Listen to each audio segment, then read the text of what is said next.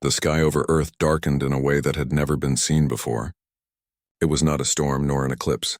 It was the shadow of a fleet, massive, silent, and alien, hovering above every continent at once.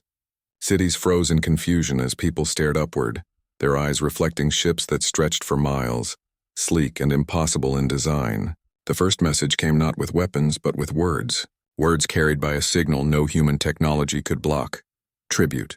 Send a delegation and rare resources to the Galactic Council. Refusal equals destruction. Government scrambled. Scientists and leaders argued furiously in secure rooms, their faces pale under artificial light. Some demanded immediate compliance while others called for caution. Humanity had never faced a threat like this. The Zarvax, as they were called, were known across the stars as relentless and unforgiving. Their ships could obliterate a city in moments. To refuse would seem madness. In the midst of the chaos, Commander Elias Kane, a veteran of space missions and a man who had stared into the void and returned, sat quietly. He had watched the holographic projection of the fleet, studying every detail. Unlike most, he did not panic. Fear, he knew, was the tool the Zarvax used to control others. "Run," he said almost under his breath. His aide blinked. "Run? Not in fear," Kane clarified. "In preparation. In strategy. If we give them what they want immediately, we are at their mercy. If we move first, we control our destiny. We run so we can fight smart, not desperate." The room fell silent. His words were short but heavy. In that moment, a different plan began to take shape. The first step was secrecy. Humanity could not show weakness, nor could it reveal its preparations. Covert operations began worldwide. Scientists and engineers were moved to hidden orbital stations. Cultural and scientific archives were transported to deep underground bunkers. Even the most ordinary humans were mobilized to protect critical infrastructure, unaware that they were contributing to a plan that could save their entire species. Meanwhile, the Zarvax did not remain idle. Their ships scanned the planet in intricate patterns, their sensors cutting through oceans, forests, and cities. From orbit, they could see everything. The humans had to be faster, smarter, and almost invisible.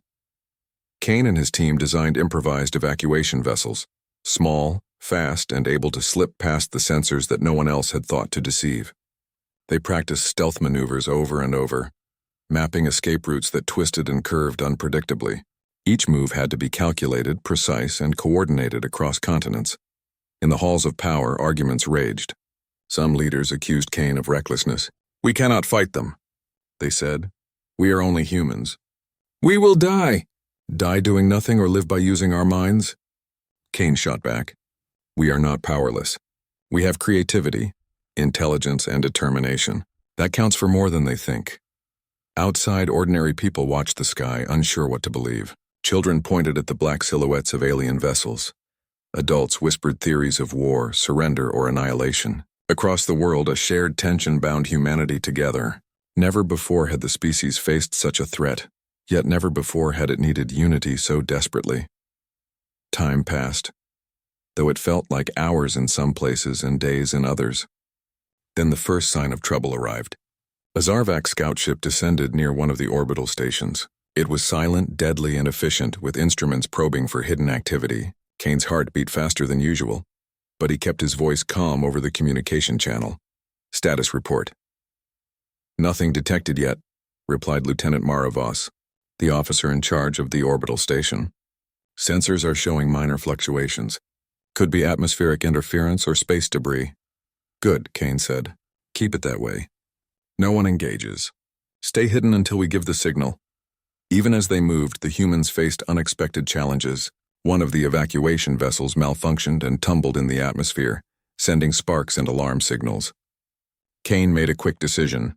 Using a combination of decoy signals and countermeasures, they managed to mask the incident. The Zarvax scanned again, momentarily puzzled, then moved on. It was a small victory, but it boosted morale. The humans realized that even with limited technology, their unpredictability was a weapon.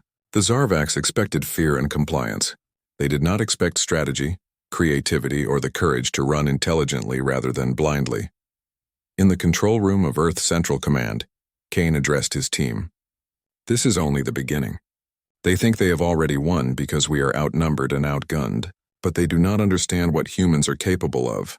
We are more than our weapons. We are our minds, our instincts, our unity. Remember that. Meanwhile, the civilian population, unaware of the full plan, began small acts of courage. Technicians repaired communication lines, engineers salvaged old spacecraft for emergency use, and ordinary citizens volunteered to protect evacuation zones. Kane watched all of this from orbit, feeling a quiet pride. Humanity was rising to the challenge, not because of orders, but because of spirit. Then, a more serious threat appeared. A Zarvax vessel, larger than any before, moved directly toward the planet's equator, scanning with precision instruments. Its mission seemed clear: locate the hidden stations. Kane quickly recalculated. The evacuation plan had to change. Routes were adjusted, decoys deployed, and the fastest ships were prioritized to launch first. Signal the stations, Kane ordered. Everyone moves now. No delays. The orbital stations hummed with activity. Humans strapped themselves into pods, engines ignited, and the first vessels lifted into the void. They disappeared into the dark space beyond Earth, leaving only traces of their departure for the Zarvax to detect. It was a delicate dance. One mistake could expose the entire operation. Hours passed like minutes. The first vessels reached safe zones in deep orbit, beyond the Zarvax's immediate sensors. Relief spread among the crews, but Kane knew this was only the start. The fleet above Earth was still a threat, still watching, still powerful. Humanity had not yet proven itself, only survived a critical moment. As night fell across parts of the planet, Kane looked down at the lights of cities below, shining stubbornly against the shadows above. Humanity had chosen not to submit. Instead, they had acted, planned, and escaped. The Zarvax might destroy a city tomorrow or the next day, but the humans in orbit and underground had preserved the seeds of survival. The message from Kane was simple, clear, and memorable. It would become a legend among humans and a puzzle for the Zarvax. One word: run. Not in fear, but in preparation. Not to hide, but to survive and fight on their own terms. The Zarvax scout ship returned to the fleet, scanning data, puzzled by the sudden disappearance of activity on Earth. No tribute, no submission, only empty stations and traces of human ingenuity. The alien commanders exchanged signals, their confidence slightly shaken. For the first time, they began to question if humans were merely a simple planet to subdue, or something else entirely, something unpredictable. Back on the orbital stations, humans began coordinating. Supplies were rationed, communication networks built, and defensive measures prepared. Each vessel, though small and makeshift, was a part of a larger plan. Kane walked among the crews, inspiring them with calm words and strategic insight. "We have survived the first wave," he said. "The next challenges will come. The Zarvax will learn we are not passive. They will test us further. But we are ready. Not because we are the strongest, but because we are human. We adapt, we think, we endure, and above all, we run, only to return smarter, faster, and stronger." The first part of humanity's resistance was over, but the war for their place in the galaxy had only begun. From orbit, Kane watched the black ships drift in silence, the planet below slowly returning to its night rhythm, and he smiled faintly. Humanity had answered with one word, but its meaning was more than a command. It was a declaration. And somewhere in the vast, quiet reaches of space, the Zarvax fleet recalculated, realizing that this planet would not bow. Not today, not ever. The Zarvax fleet hung over Earth like a dark storm, vast and unyielding, yet the humans who had vanished into hidden stations and orbital bunkers were not idle. Commander Elias Kane moved from one command module to another, overseeing a network of improvisation and ingenuity. Every action was calculated, every decision a small gamble against a civilization that could destroy cities with a single strike. Humanity had learned that direct confrontation would be suicide. Instead, they relied on something the Zarvax had never accounted for: unpredictability. While the aliens assumed fear and submission, the humans used creativity, daring, and clever deception. In the cramped corridors of the orbital stations, engineers, pilots, and scientists worked in harmony, a symphony of resourcefulness that had no parallel in the galaxy. The first human vessels slipped silently into space. They were small, fast, and unassuming, but each carried crucial cargo: intelligence, technology, and personnel capable of thinking in ways no alien could predict. Some ships were equipped with decoy signals to mimic abandoned stations. Others carried automated drones designed to confuse and mislead the fleet. Kane watched as the first wave disappeared, their lights blinking like tiny stars escaping the shadow of the enemy. The Zarvax were puzzled. Their sensors indicated empty stations, yet subtle signs of human movement persisted. Every time they approached a station, signals shifted, leaving them chasing ghosts. Kane had predicted their patterns, exploiting their assumptions about intelligence. The humans were no longer a passive planet. They were a living puzzle. Then came the first true test. A Zarvax warship, larger and faster than the scout vessels, moved aggressively toward one of the hidden stations. Kane's team anticipated the attack and triggered a series of maneuvers designed to confuse the enemy. Small ships darted in unpredictable paths. Decoy drones simulated entire fleets, and artificial signatures made it appear as if humans were scattered across the galaxy. The Zarvax scanned, recalculated, and hesitated. Humanity had turned their disadvantage into an advantage. Commander Kane addressed his crews over the network. They believe in strength. We believe in cleverness. They expect fear. We deliver strategy. Remember, this is not about destroying them. It is about survival and proving that humans cannot be easily controlled. The humans' ingenuity continued to grow. Engineers modified old spacecraft with new propulsion techniques, creating vessels that could maneuver in ways the Zarvax had never encountered. Scientists developed ways to mask energy signatures, making ships invisible to enemy scans for brief but critical moments. Every human on board contributed ideas, refining tactics as they went, proving that adaptability was the greatest weapon they had. Despite the successes, danger was constant.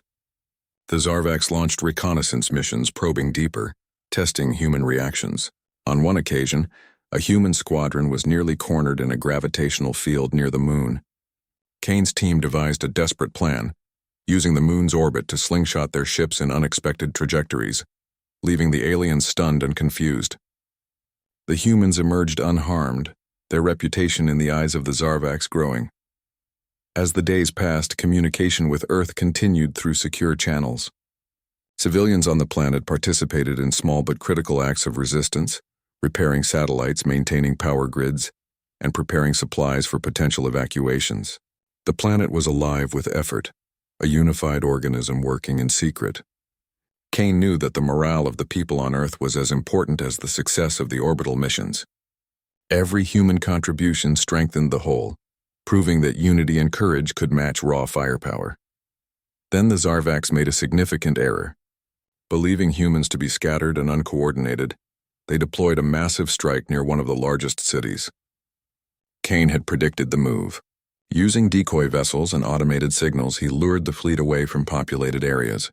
The strike hit empty zones, causing confusion and frustration among the alien commanders. Humanity's clever use of misdirection bought them time, demonstrating that intelligence and strategy could match, and sometimes exceed brute force. Amid the tension, human creativity shone in unexpected ways. Engineers created electromagnetic pulses that temporarily disabled alien sensors. Pilots developed aerial maneuvers that turned even the smallest ship into an elusive target. Scientists on the stations discovered weaknesses in the alien communication network and exploited them to feed false information. Every step demonstrated humanity's greatest trait: adaptability. Kane knew that this was not just survival. It was a statement. Humanity would not bow. Humanity would not submit. Humanity would prove that their species was unpredictable, intelligent, and capable of standing among the stars as equals, not subjects. A turning point came when a Zarvax fleet attempted to block the orbital escape routes. Kane organized a daring maneuver, using small, fast vessels to create multiple false targets while the main fleet slipped past in hidden corridors of space. The aliens, unable to predict the complex tactics, hesitated and retreated momentarily. Human ingenuity had once again won the day. With the immediate threat neutralized, Kane addressed his team. "Every day we show them who we are. They are powerful, yes, but they cannot think like we do. The galaxy has underestimated humans for too long. Today we remind them why we are survivors, why we endure, and why we adapt. This is only the beginning." The Zarvax commanders, observing from their massive fleet, grew increasingly cautious. They had expected compliance, but instead they saw intelligence, creativity, and unity. Humans were not predictable, nor were they weak. The more the aliens tried to anticipate human actions, the more they realized that the humans operated on a level beyond mere strength. Strategy, adaptability, and ingenuity had become weapons humans wielded naturally. Kane turned his attention to the next stage. Humanity would not remain passive while the galaxy judged them. They would explore, learn, and demonstrate their value. Hidden vessels began reconnaissance missions, mapping nearby star systems, collecting resources, and testing alien technology. Each mission strengthened humanity's position, proving that they could survive and thrive even under the shadow of a superior civilization. The Zarvax, though powerful, had begun to respect the humans. They could see a spark of intelligence and creativity that no calculation could fully predict. Kane's plan, simple in words but brilliant in execution, had changed the perception of an entire species. Humanity's answer, one word, run, was not a surrender, but a strategy, a declaration that they would act on their own terms. As the story of survival unfolded, humanity began to emerge from hiding. Cities on Earth were prepared for controlled contact, scientific data and cultural treasures safely secured, and orbital stations fully operational. Humanity had proven that they could act decisively, cleverly, and with courage. Every challenge the Zarvax presented was met with preparation, ingenuity, and unity. In a final meeting with his top commanders, Kane reflected on what had been accomplished. We have shown the galaxy who we are. We are not the strongest, not the fastest, not the most powerful, but we are unpredictable. We are intelligent. We are human. That is our greatest strength. The Zarvax will remember us, not as prey, but as equals in spirit. This is the essence of survival and honor. The Zarvax fleet, once a looming threat, began to withdraw. They were not defeated, but they had been forced to reconsider. Humans had demonstrated the kind of cleverness and resilience that could not be ignored. Humanity's place in the galaxy was no longer that of a passive planet. They had earned recognition, respect, and a reputation for ingenuity and daring. As the stars glimmered above Earth, Kane gazed at the fleet, now distant and retreating. Humanity had survived a test no one expected them to face. They had done more than survive, they had triumphed through wit, courage, and unity. One word had defined their strategy, a word that carried power beyond its simplicity. Run. But running, Kane knew, was only the first step. Humanity would continue to explore, learn, and grow stronger. They would face new challenges, encounter new civilizations, and expand their reach across the stars. The galaxy had taken notice of Earth, and the humans had proven that their greatest strength lay not in fear but in mind, spirit, and heart. Humanity had answered the galaxy with a single word, and that word had changed everything. The fleet vanished beyond the horizon of space, but humanity was no longer hiding. They were ready. Every eye turned to the stars, every mind prepared for the next challenge. Earth had survived, and in doing so, had announced that humans would never bow, never surrender, and never be predictable. The galaxy had learned a lesson it would not forget. Humans are clever, adaptive, and unstoppable in their ingenuity, and Commander Kane smiled. Knowing that the species he led had not only survived, they had begun to define their destiny among the stars.